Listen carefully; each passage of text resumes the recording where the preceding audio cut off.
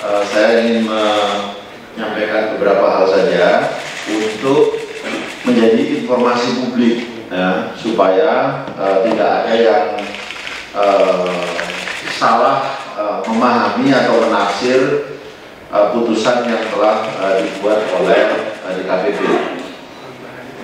Yang pertama, bahwa perkara ini diadukan dengan dua pokok aduan. Yang pertama, saya diadukan dugaan pelanggaran kode etik karena mengantarkan Bu Evi mendaftarkan gugatan ke Petun. Nah, dalam persidangan itu telah saya jelaskan secara runtut bahwa pendaftaran gugatan itu dilakukan oleh Bu Evi dan kuasa hukumnya melalui online atau sistem yang di pengadilan itu disebut e-court, dan itu dilakukan pada sekitar pukul 7.30 pagi, ya, kalau nggak salah catatan digitalnya seperti itu. Sementara saya mendengar kabar Bu Evi dan beberapa kuasanya sedang ada di pengadilan, dan saya datang ke pengadilan kurang lebih pukul 11.15 sampai di pengadilan ya 11.15 siang atau hampir setengah 12, karena saya ingat betul hari itu hari Jumat menjelang sholat Jumat. Saya ingat saya itu bisa hari Jumat ya, seingat saya menjelang hari Jumat. Jadi itu sudah saya jelaskan. Kemudian di dalam putusan itu, di dalam pertimbangan putusan juga disampaikan bahwa ini sebagai bentuk perlawanan KPU kepada DKPP. Saya nyatakan itu tidak benar, karena pada hari itu KPU sedang melakukan work from home (WFH). Ya, jadi memang kehadiran saya sebagai pribadi. Kedua, sebetulnya dalam prinsip leadership, ya itulah yang memang harus dilakukan oleh pimpinan ketika ada masalah, ada gangguan, ada peristiwa gitu ya, yang mengganggu atau terjadi pada institusi ini atau pada orang-orang di dalam institusi itu. Maka saya tegas mengatakan tidak ada bentuk perlawanan terhadap DKPP, dan sebetulnya hal semacam inilah yang berkali-kali saya selalu tegaskan kepada teman-teman saya baik di provinsi maupun kabupaten kota. Kalau ada problem, kalau ada masalah, maka selesaikan sebagaimana ketentuan peraturan perundangan yang berlaku. Nah, apa yang dilakukan oleh Bu Evi sebetulnya dalam kerangka itu, menyelesaikan persoalan sesuai dengan ketentuan peraturan perundangan yang berlaku. Jadi jangan kemudian ditafsir seolah-olah ini perlawanan KPU terhadap DKPP. Nah, jadi saya perlu menyampaikan itu.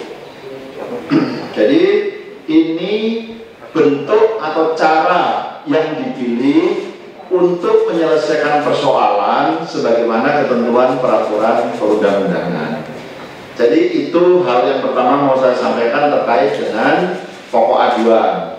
Kemudian pokok aduan yang kedua, saya diduga melanggar kode etik karena mengaktifkan Bu Evi.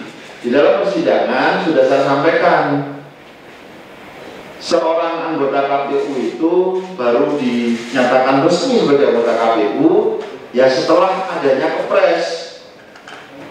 Jadi saya menerbitkan apapun bentuknya gitu ya, itu tidak bisa menyatakan atau mengaktifkan seseorang menjadi anggota KPU. Jadi itu juga sudah saya sampaikan di persidangan. Nah, kemudian di persidangan saya juga dinyatakan bahwa ini adalah perbuatan individual, menerbitkan itu seolah-olah perbuatan sendiri. Tidak. Saya ingin sampaikan kepada teman-teman, pertama, surat yang kami kirimkan itu sebetulnya surat biasa. Ini contohnya ya, yang telah diberikan para persetujuan oleh seluruh anggota. Jadi ini bukan tindakan pribadi, dan ini sudah saya sampaikan sebagai bagian dari alat bukti. Nah, kami diminta, saya waktu di persidangan diminta untuk menyampaikan berita acara rapat pleno. Nah, perlu disampaikan setiap hal yang penting untuk diputuskan dalam rapat pleno, maka dituliskan dalam berita acara rapat pleno. Tetapi untuk hal-hal yang itu bersifat biasa, rutin, undangan-undangan, surat pengantar semacam ini surat biasa tentunya. Maka persetujuan itu dituangkan biasanya dalam bentuk paraf persetujuan. Nah, ini saya tunjukkan dan ini sudah saya sampaikan sebagai bagian dari alat bukti. Jadi kebijakan ini bukan kebijakan individual yang dikeluarkan oleh Arif Budiman. Ya. Jadi, dan kalau saudara bisa lihat, surat ini perihalnya adalah ya surat nomor 663, ini jadi benar surat ini, surat 663 tanggal 18 Agustus. Perihalnya adalah penyampaian petikan keputusan Presiden nomor 83/P tahun 2020. Jadi hanya surat penyampaian petikan. Ya, jadi mengantarkan untuk menyampaikan itu. Nah, yang dipersoalkan adalah apa yang tertulis di poin kedua dalam surat ini. Poin pertamanya sebetulnya hanya sekedar berisi penyampaian petikan keputusan Presiden Republik Indonesia nomor 83 tentang pencabutan keputusan Presiden nomor 34. Nah, poin kedua saya bacakan utuh yang tertulis dalam ini. Berkenaan dengan angka 1. Angka 1 itu penyampaian kepres tadi.